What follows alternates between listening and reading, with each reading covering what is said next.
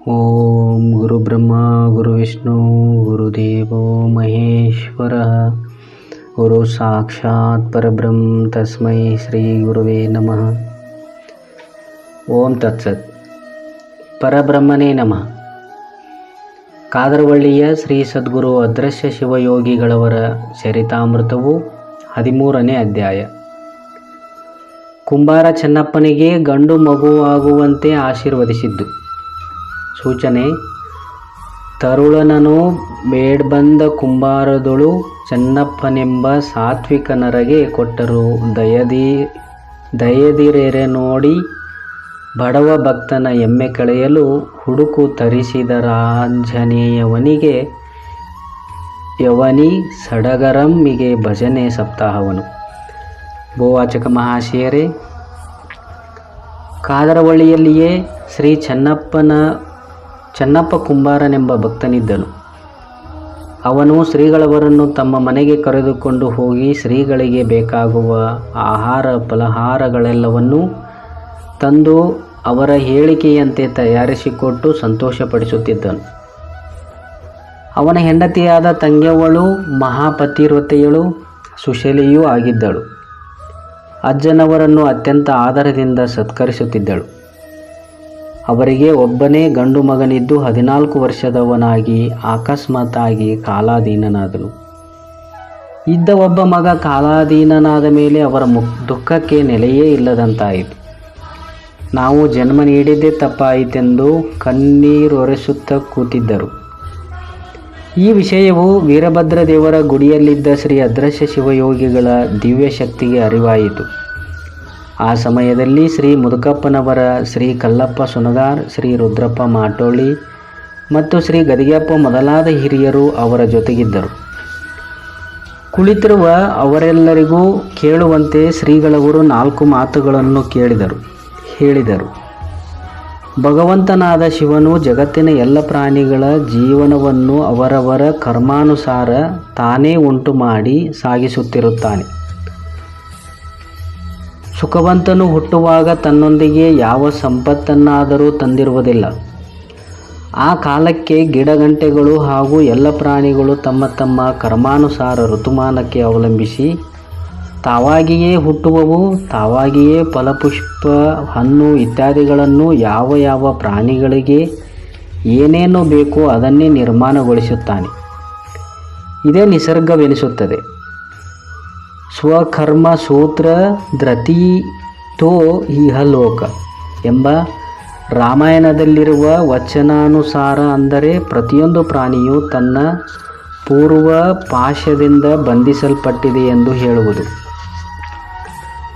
ವಿಹಿತವಾದರೂ ಮಹಾಶರಣರಿಗೆ ಮಾತ್ರ ಪೂರ್ವಕರ್ಮದ ಭಾಷ್ಯದ ಸಂಬಂಧವನ್ನು ಹರಿದೊಗೆದು ಜಗವನ್ನೆಲ್ಲ ವಿರುದ್ಧ ರೀತಿಯಿಂದ ಪರಿವರ್ತನೆಗೊಳಿಸುವಷ್ಟು ಸಮರ್ಥರೆಂದು ನಮ್ಮ ಅನುಭವ ವೈದ್ಯವಾಗಿದೆ. ಅದರಂತೆ ಹಿಂದೆ ಆಗಿ ಹೋದ ಒಬ್ಬ ಶರಣನ ಕಥೆಯನ್ನು ಹೇಳುತ್ತೇವೆ ಕೇಳಿರೆಂದು ಹೇಳಲು ಕ್ರಮಿಸಿದರು. ತ್ರಿಷಷ್ಠಿ ಪುರಾತನದ ಮಾಲಿಕೆಯಲ್ಲಿ ವಿರಾಜಿಸುತ್ತಿದ್ದ ಸೌಂದರ ನಂಬಿಯಂದೊಬ್ಬ ಶರಣನು ಮಹಾದೇವರನ್ನು ಆರಾಧಿಸುತ್ತಿದ್ದರು.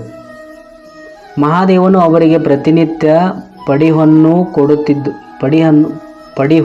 ಕೊಡುತ್ತಿದ್ದನು. ಅಲ್ಲದೆ ಅವರು ಕರೆದಾಗ ಓಂ ಎಂದು ಭೇಟಿ ಕೊಟ್ಟು ಅವರು ಹೇಳಿದಂತೆ ಕೇಳುತ್ತಿದ್ದನು. ಹೀಗೆ ಪರಮಾತ್ಮನ ಕೃಪೆಗೆ ಪಾತ್ರರಾದ ಶರಣರು ಸ್ವಚ್ಛಂದದಿಂದ ಬೇಕಾದಲ್ಲಿ ತಿರುಗಾಡುತ್ತಿದ್ದರು. ಹಾಗೆಯೇ ಮಲೆನಾಡಿನ ಇನ್ನೊಂದು ಊರಿಗೆ ಹೋಗುವಾಗ ನಡುವೆ ಒಂದು ಊರ ಕೆರೆಯ ದಂಡೆಯ ಮೇಲೆ ಒಬ್ಬ ಇಳಿ ವಯಸ್ಸಿನ ಸಾಧ್ವಿಯು ತನ್ನ ಇನ್ನೊಬ್ಬ ಮಗನು ಸತ್ತು ಹೋದುದರಿಂದ ಆ ಮಗನನ್ನು ಜ್ಞಾಪಿಸಿಕೊಳ್ಳುತ್ತಾ, ಅಯ್ಯೋ ಮಗನೇ, ಎತ್ತು ಹೋದೆ. ಸುಕುಮಾರ, ಸೌಂದರ ನಂಬಿಯೇ, ನನ್ನನ್ನು ಸಾಯುವ ತನಕ ಸಲಹುತ್ತೇನೆಂದು ಹೇಳಿ ನೀನು ನನ್ನನ್ನು ಬಿಟ್ಟು ನಡೆದೆಯಾ? ಅಪ್ಪ ಸೌಂದರ ನಂಬಿಯೇ, ಇನ್ನು ನನ್ನ ಗತಿಯೇನು? ಮುಪ್ಪಾವಸ್ಥೆಯಲ್ಲಿ ನನ್ನನ್ನು ಯಾರು ನೋಡಬೇಕು? ಸೌಂದರ ನಂಬಿಯೇ, ಅವ್ವ ಅಳಬೇಡ, ನಾನಿರುವೆನೆಂದು ಹೇಳಿ ನನಗೆ ಭೇಟಿಯಾಗಬಾರದೆ ಕಂದ ಸೌಂದರ ನಂಬಿಯೇ ಎಂದು ತುಂಬ ಅಳುತ್ತಿದ್ದಳು. ಅಲ್ಲಿಯೇ ಸಮೀಪದಲ್ಲಿ ಹಾದು ಹೋಗುತ್ತಿದ್ದ ಸೌಂದರನೆಂಬಿ ಶರಣರು ಆಕೆ ಹಾಗೆ ಅಳುವುದನ್ನು ಮತ್ತು ತಮ್ಮ ಹೆಸರನ್ನೇ ಆಗಾಗ ಉಚ್ಚರಿಸುವುದನ್ನು ಕೇಳಿ ಆಶ್ಚರ್ಯಗೊಂಡು ಆ ತಾಯಿಯ ಬಳಿ ಹೋಗಿ, ತಾಯಿ, ಯಾಕೆ ಅಳುವೆ? ಅಂತಹ ಘೋರ ಪ್ರಸಂಗವಾದರೂ ಏನು ಒದಗಿದೆ? ಸೌಂದರನಂಬಿ ಎಂದು ಕರೆಯುವೆ, ಅವನಾರು? ಇತ್ಯಾದಿಗಳನ್ನು ಸರಿಯಾಗಿ ಹೇಳು. ಆಗ ಸೌಂದರನಂಬಿ ಶರಣರನ್ನು ಕಂಡು ಸಂಕಟ ಪರಿಹರಿಸುವ ಆಪ್ತನನ್ನು ಕಂಡಂತೆ ಆಕೆಯ ಹರುಷ ಶರದಿಯಂತೆ ಉಕ್ಕೇರಿ ಶೋಕವು ಮುಮ್ಮುಡಿಸಿತು. ಪುತ್ರವಿಯೋಗ ದುಃಖಾಗ್ನಿಯಲ್ಲಿ ಬಿದ್ದವಳು ಬೆಂಕಿಯಲ್ಲಿ ಬಿದ್ದ ಕಿಡಿಯಂತೆ ಸಂಕಟಕ್ಕೀಡಾಗಿ ತನ್ನ ಶೋಚನೀಯ ಸಂಗತಿಯನ್ನು ಹೇಳತೊಡಗಿದಳು. ಅಪ್ಪ, ನನ್ನ ಸಂಕಟವನ್ನು ಏನೆಂದು ಹೇಳಲಿ? ಸೌಂದರನಂಬಿ ಎಂಬ ಮಗನಿದ್ದು ಅವನೇ ನಮಗೆಲ್ಲ ಸಕಲ ಸುಖದಾಯಕನೆಂದು ನಾವು ಬಡವರಾದರೂ ನಮ್ಮ ಶಕ್ತಿ ಮೀರಿ ಅವನನ್ನು ಜೋಪಾನ ಮಾಡುತ್ತಾ ಸದಾ ಅವನ ಸಡಗರದಲ್ಲಿಯೇ ಕಾಲಹರಣ ಮಾಡುತ್ತಿದ್ದೆವು. ಸೌಂದರನೆಂಬಿ ಎಂಬ ಶರಣರು ದಕ್ಷಿಣ ನಾಡಿನಲ್ಲಿ ಇರುವರಂತೆ. ಅವರ ಹೆಸರನ್ನೇ ನಮ್ಮ ಮಗುವಿಗೆ ಇಟ್ಟರೆ ಆ ಶರಣರ ನೆನಹಿನಲ್ಲಿಯೇ ನಾವು ಸದಾ ಇದ್ದಂತಾಗುವುದೆಂದು ತಿಳಿದು ನನ್ನ ಪತಿರಾಯರು ಆ ಹೆಸರನ್ನು ಇಟ್ಟಿದ್ದರು. ಆ ಮಗುವನ್ನು ನಮ್ಮ ಯಜಮಾನರು ಅತ್ಯಂತ ಮುದ್ದಿನಿಂದ ಎತ್ತಿಕೊಂಡು ತಿರುಗಾಡುತ್ತಿದ್ದರು. ನಮ್ಮ ಮಗನಿಗೆ ಎಲ್ಲರೂ ಸೌಂದರನೆಂಬಿಯಂತೆ ನೀನು ಆಗಬೇಕಪ್ಪ ಅಂತ ಹರಕೆ ಹಾಕುತ್ತಿದ್ದರು. ನೀನು ಸೌಂದರನೆಂಬಿಯಂತೆ ನಮ್ಮೆಲ್ಲರನ್ನು ಉದ್ಧರಿಸೆಂದು ಸಂತೋಷಿಸಿ ಆನಂದದಲ್ಲಿರುತ್ತಿರಲಾಗಿ ಅಕಸ್ಮಾತ್ ಆ ಹುಡುಗನು ತೀರಿಕೊಂಡನು. ಮಗನ ವಿಯೋಗವನ್ನು ಸಹಿಸಲಾರದೆ ತಂದೆ ನೆಲ ಹಿಡಿದವನು ಅಂತಹ ಮಗನೇ ಸತ್ತು ಹೋದ ಬಳಿಕ ನಾವೇಕೆ ಇರಬೇಕು ಎಂದು ಶೋಕಿಸತೊಡಗಿದನು ಮತ್ತು ದೊಡ್ಡ ಧ್ವನಿ ತೆಗೆದು ಅಳುತ್ತಿದ್ದನು. ಎಲ್ಲವನ್ನೂ ಸಹಿಸಿಕೊಂಡು ಉಳಿದವರನ್ನು ಸಂತೈಸುತ್ತಿದ್ದನಾದರೂ ಶರೀರದ ಧರ್ಮದ ಪ್ರಕಾರ ಎಲ್ಲ ಕ್ರಿಯೆಗಳು ಆಗುತ್ತಿದ್ದವು. ಕಣ್ಣೀರಿಗಂತೂ ಕೊನೆಯೇ ಇರಲಿಲ್ಲ. ಬಳಿಕ ಶರಣರು ತಮ್ಮ ದುಃಖವನ್ನು ತಾವೇ ಸಂತೈಸಿಕೊಂಡು, ತಾಯಿ ಇನ್ನು ಕಣ್ಣೀರು ಹಾಕಬೇಡವ ಎಂದು ತನ್ನ ದೂತರ ಸೆರಗಿನಿಂದ ಅವಳ ಕಣ್ಣೀರನ್ನು ಒರೆಸಿ, ನೀನು ಸೌಂದರನೆಂಬಿ ಶರಣ ಎಂದು ಹೇಳಿದೆಯಲ್ಲ, ಆ ಶರಣನೇ ನಾನು ತಾಯಿ. ನಿಮ್ಮಂತಹ ಸಾಧ್ವಿಯರ ಆಗು ಹೋಗುಗಳ ಬಗ್ಗೆ ಪೂರ್ಣ ಲಕ್ಷ್ಯ ಕೊಡದಂತಹ ನಾನು ಶರಣನೆಂತಾಗುವೆನು. ನಾನು ಮಹಾಪಾಪಿ ನೀಚನಾಗುವೆ. ನಾನು ಕಟುಕನೇ ಸರಿ. ನನ್ನನ್ನು ಮಹಾಶರಣರು ಎಂದು ವಿಶೇಷವಾಗಿ ಹೊಗಳುವುದು ನಿಜ.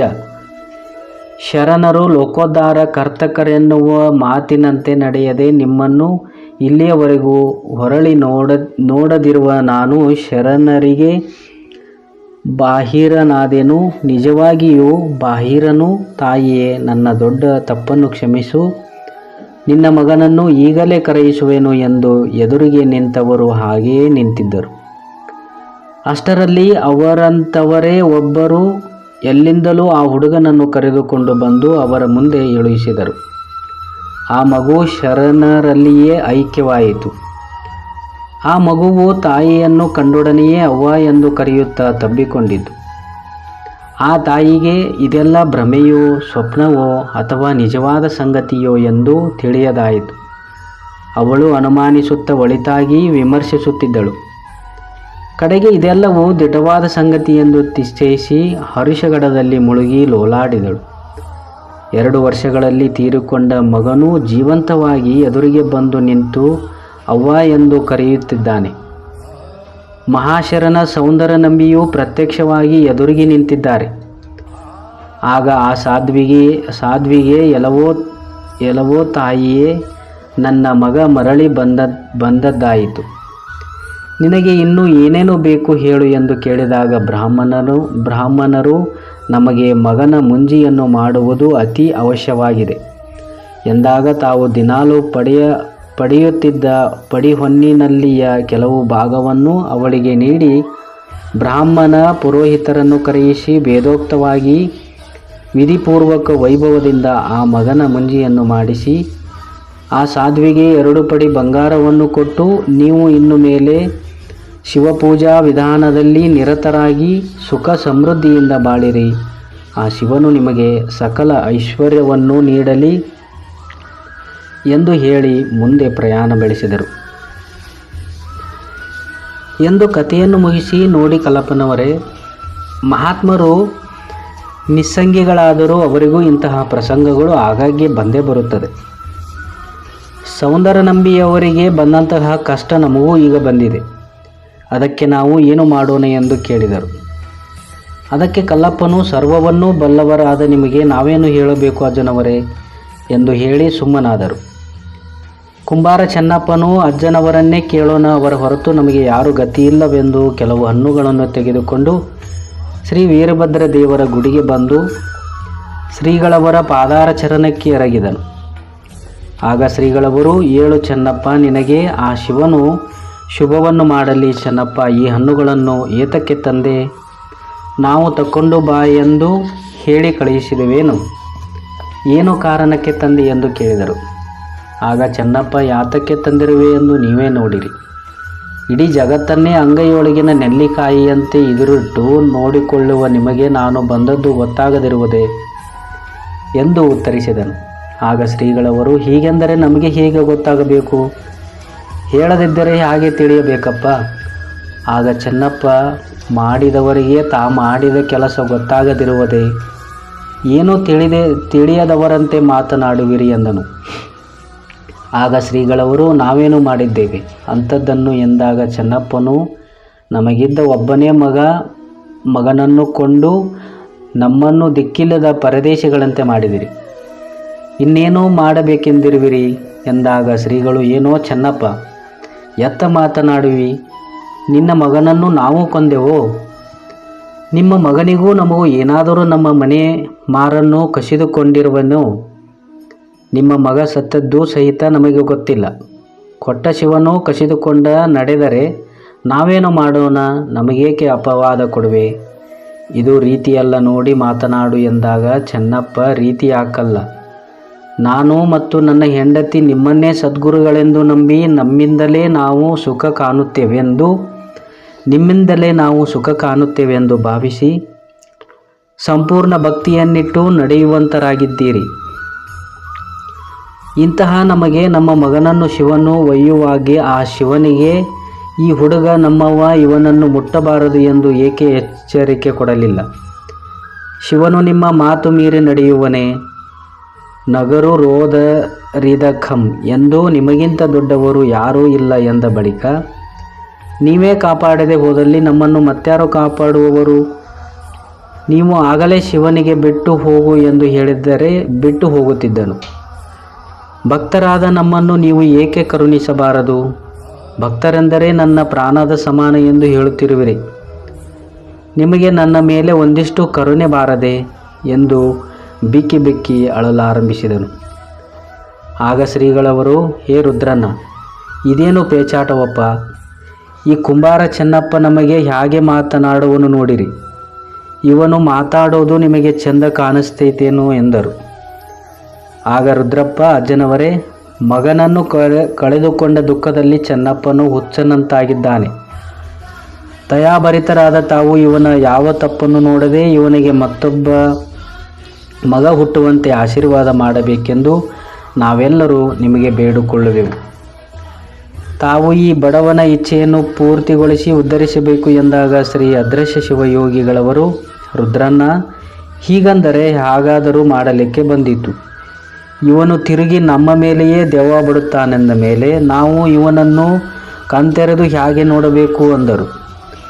ಆಗ ಕಲ್ಲಪ್ಪನು, ಎಲ್ಲೋ ಚೆನ್ನಪ್ಪ, ನನ್ನದು ತಪ್ಪಾಯಿತೆಂದು ಅಜ್ಜನವರ ಪಾದಕ್ಕೆ ಬಿದ್ದು ಹೇಳಿಕೊ ಎನ್ನಲು ಅದಕ್ಕೆ ಚೆನ್ನಪ್ಪನು, ಸ್ವಾಮಿ, ನನ್ನದು ತಪ್ಪಾಯಿತು, ನನ್ನ ಮೇಲೆ ಕೃಪೆ ಮಾಡಿ ಒಬ್ಬ ಮಗನಾಗುವಂತೆ ಅನುಗ್ರಹಿಸಬೇಕು ಅಂದನು. ಅದಕ್ಕೆ ಶ್ರೀ ಅದೃಶ್ಯ ಶಿವಯೋಗಿಗಳವರು, ಮೊದಲಿಗೆಯೇ ಇಷ್ಟು ಅಂದಿದ್ದರೆ ನಮಗ್ಯಾಕೆ ಇಷ್ಟು ಗದ್ದಲ ಬೀಳುತ್ತಿತ್ತು? ರುದ್ರಪ್ಪನ, ಕಲ್ಲಪ್ಪನ, ಗದಿಯಪ್ಪನ ನೀವು ಮೂವರು ಹಿರಿಯರೇ ಕೂಡಿರುವಿರಿ. ಇವನಿಗೆ ಮಗನನ್ನು ಕೊಡೋಣವೇ? ನಿಮ್ಮೆಲ್ಲರ ಮನಸ್ಸಿಗೆ ಬರುವುದೇ ಈ ಮಾತನ್ನು ನೀವೆಲ್ಲರೂ ಕೂಡಿ ಹೇಳಿದರೆ ಇವನಿಗೆ ಮಗನನ್ನು ಅವಶ್ಯವಾಗಿ ಕೊಡುವೆವು. ನಿಮ್ಮ ಅಭಿಪ್ರಾಯವೇನಿದೆ ಎಲ್ಲರೂ ವ್ಯಕ್ತಪಡಿಸಿ ಅಂದರು. ಆಗ ಅವರೆಲ್ಲರೂ, ಅಜ್ಜನವರೇ, ಚೆನ್ನಪ್ಪನಿಗೆ ಮಗನನ್ನು ಅವಶ್ಯವಾಗಿ ಕೊಡಿರಿ. ಈ ಮಾತು ನಮಗೆಲ್ಲರಿಗೂ ಬಹು ಸಂತೋಷವನ್ನು ಕೊಡುತ್ತದೆ ಎಂದರು. ಆಗ ಸ್ವಾಮಿಗಳವರು, ಹಾಗಾದರೆ ಕೊಡೋಣವೇ ಎಂದು ಅನ್ನುತ್ತಾ, ಚೆನ್ನಪ್ಪ, ನಿನಗೆ ಮಗನನ್ನು ಕೊಡುತ್ತೇನೆ. ಈಗೋ ಈ ಪ್ರಸಾದ ಉಡಿಯಲ್ಲಿ ತೆಗೆದುಕೋ ಎಂದು 4 ಉತ್ತತ್ತಿಗಳನ್ನು ಅವನ ಉಡಿಯಲ್ಲಿ ಹಾಕಿ, 2 ನೀನು ತೆಗೆದುಕೋ, 2 ನಿನ್ನ ಹೆಂಡತಿ ತಂಗ್ಯವಳಿಗೆ ಕೊಡು. ವರ್ಷ ತುಂಬುವುದರೊಳಗೆ ನಿಮಗೆ ಮಗ ಹುಟ್ಟುವನು. ಮುಂದೆ ಆ ಮಗುವನ್ನು ಕರೆದುಕೊಂಡು ಬಂದು ನಮಗೆ ಭೇಟಿ ಮಾಡಿಸು ಎಂದು ಹೇಳಿ ಬೀಳ್ಕೊಟ್ಟರು. ಆಗ ಚೆನ್ನಪ್ಪನು ಅವರ ಪಾದಕ್ಕೆ ಮತ್ತೊಮ್ಮೆ ಶಿರಬಾಗಿ ಶ್ರೀ ವೀರಭದ್ರ ದೇವರಿಗೂ ನಮಸ್ಕರಿಸಿ ಅತ್ಯಂತ ಸಂತೋಷದಿಂದ ಮನೆಗೆ ಬಂದನು. ಚೆನ್ನಪ್ಪನು ಮನೆಗೆ ಬರುವುದನ್ನು ದಾರಿ ಕಾಯುತ್ತಿದ್ದ ತಂಗ್ಯವಳು ಏನಾಯಿತೆಂದು ಲವಲವಿಕೆಯಿಂದ ಕೇಳಲು, ಚೆನ್ನಪ್ಪನು ನಗುನಗುತ್ತಾ, ಗುರುನಾಥು ನಮಗೆ ಮಗನನ್ನು ಕೊಟ್ಟನು. 1 ವರ್ಷದಲ್ಲಿ ನಮಗೆ ಗಂಡು ಮಗು ಹುಟ್ಟುವುದೆಂದು ಮತ್ತು ಹುಟ್ಟಿದ ತಕ್ಷಣ ಆ ಮಗನನ್ನು ಕರೆದುಕೊಂಡು ಬಂದು ಅವರಿಗೆ ದರ್ಶನ ಮಾಡಿಸೆಂದು ಆಜ್ಞೆ ಮಾಡಿದ್ದಾರೆ. ನಮ್ಮ ದೈವ ಮತ್ತೆ ತೆರೆಯಿತು. ಈಗೋ ಈ ಪ್ರಸಾದ ಕೊಟ್ಟಿದ್ದಾರೆ. ಇವನ್ನು ನೀನೆರಡು ನಾನೆರಡು ತಕ್ಕೊಳ್ಳಬೇಕಂತೆ. ನೀನು ಸ್ನಾನ ಮಾಡಿ ಮಡಿ ಸೀರೆಯನ್ನು ಉಟ್ಟು ಇವನ್ನು ದೇವರ ಜಗುಲಿಯ ಮೇಲೆ ಇಟ್ಟು ಪೂಜಿಸು. ನಾನು ಹೊಳೆಗೆ ಹೋಗಿ ಸ್ನಾನ ಮಾಡಿ ಬರುತ್ತೇನೆ. ಬಂದು ಈ ಪ್ರಸಾದವನ್ನು ಇಬ್ಬರು ತೆಗೆದುಕೊಳ್ಳೋಣ ಎಂದು ಹೇಳಿ ಸ್ನಾನ ಮಾಡಿ ಬಂದು ಇಬ್ಬರು ಕೂಡಿ ವಿಧಿವತ್ತಾಗಿ ದೇವರ ಪೂಜೆ ಮಾಡಿ ಅತ್ಯಂತ ಭಕ್ತಿ ಮತ್ತು ಶ್ರದ್ಧೆಯಿಂದ 2 ಉತ್ತತ್ತಿ ಹಣ್ಣುಗಳನ್ನು ಸ್ವೀಕರಿಸಿದರು. ಬರಬರುತ್ತಾ ಪುತ್ರ ವಿಯೋಗವನ್ನು ಮರೆತು ಅಜ್ಜನವರ ಕೃಪಾ ಕಟಾಕ್ಷದಿಂದ ನಮಗೆ ಗಂಡು ಮಗು ಹುಟ್ಟುವುದರಲ್ಲಿ ಸಂಶಯವಿಲ್ಲವೆಂದು ದೃಢ ನಂಬಿಕೆಯಿಂದ ಸಂಸಾರದಲ್ಲಿ ಮತ್ತೆ ಎಂದಿನಂತೆ ತಲ್ಲೀನರಾದರು. ಮುಂದೆ 3-4 ತಿಂಗಳಾಗಲು ತಂಗ್ಯವಳು ಗರ್ಭಿಣಿಯಾಗಿರುವ ಸುಲಕ್ಷಣಗಳು ತೋರತೊಡಗಿದವು. ಗುರುಗಳ ಆಶೀರ್ವಾದ ಫಲಿಸಿತೆಂದು ದಂಪತಿಗಳು ಅತ್ಯಂತ ಹರ್ಷಭರಿತರಾದರು. ನವಮಾಸ ತುಂಬಲು ಶುಭ ಮುಹೂರ್ತದಲ್ಲಿ ತಂಗ್ಯವಳು ಸುಲಕ್ಷಣ ಸಂಪನ್ನವಾದ ಗಂಡು ಮಗನನ್ನು ಹೆತ್ತಳು. ಇವನು ಗುರುಗಳ ಆಶೀರ್ವಾದದಿಂದ ಹುಟ್ಟಿದವನಾದ್ದರಿಂದ ಗುರು ಹಿರಿಯರು ಮತ್ತು ಚೆನ್ನಪ್ಪ ದಂಪತಿಗಳು ಇವನಿಗೆ ಗುರುಪುತ್ರನೆಂಬ ಹೆಸರನ್ನು ಇಡುವುದೆಂದು ನಿಶ್ಚಯಿಸಿ ಜೋಗಳಪಾಡಿ ಗುರುಪುತ್ರನೆಂಬ ನಾಮಕರಣವನ್ನು ಮಾಡಿ ಹರಗುರುವಿನ ಕೃಪೆಗೆ ಪಾತ್ರರಾದರು. ಮುಂದೆ ಶ್ರೀ ಗುರು ಅದೃಶ್ಯ ಶಿವಯೋಗಿಗಳ ಕೃಪಾ ಆಶೀರ್ವಾದ ಫಲವೋ ಅಥವಾ ಗುರುಪುತ್ರನ ಪೂರ್ವಜನ್ಮದ ಪುಣ್ಯದ ಫಲವೋ ಬಾಲ್ಯತನದಲ್ಲಿಯೇ ಓರಗೆಯ ಎಲ್ಲ ಮಕ್ಕಳಿಗಿಂತ ಮುದ್ದಿನವನು, ಜಾಣನು ಮತ್ತು ಧಾರ್ಮಿಕ ಪ್ರವೃತ್ತಿಯವನಾಗಿ ತಂದೆ ತಾಯಿ, ಗುರು ಹಿರಿಯರು ಮತ್ತು ಬಂಧು ಬಳಗಕ್ಕೆ ಅತ್ಯಂತ ಪ್ರಿಯನಾಗಿ ಬೆಳೆಯುತ್ತಾ ತನ್ನ ವ್ಯವಸಾಯದಲ್ಲಿ ಅತ್ಯಂತ ಪ್ರಾವೀಣ್ಯತೆಯನ್ನು ಪಡೆದು ಗ್ರಾಮದ ಜನರಿಗೆ ಬೇಕಾಗಿಕೊಂಡು ಮದುವೆಯಾಗಿ ಒಂದು ಹೆಣ್ಣು ಮಗುವಿಗೆ ಜನ್ಮ ನೀಡಿ ಕೃತಾರ್ಥನಾಗಿ ಲೌಕಿಕ ಮತ್ತು ಪಾರಮಾರ್ಥಗಳೆರಡರಲ್ಲಿ ಸದ್ಭಕ್ತನಾಗಿ ಮೆರೆದನು ಎಂಬಲ್ಲಿಗೆ ಶ್ರೀ ಸದ್ಗುರು ಅದೃಶ್ಯ ಶಿವಯೋಗಿಗಳವರ ಚರಿತಾಮೃತದಲ್ಲಿ 13ನೇ ಅಧ್ಯಾಯವು ಮುಗಿದುದು. ಜೈ ಜೈ ಶಿವನಮ ಪಾರ್ವತಿ ಪತಿ ಹರ ಹರ ಮಹಾದೇವ್.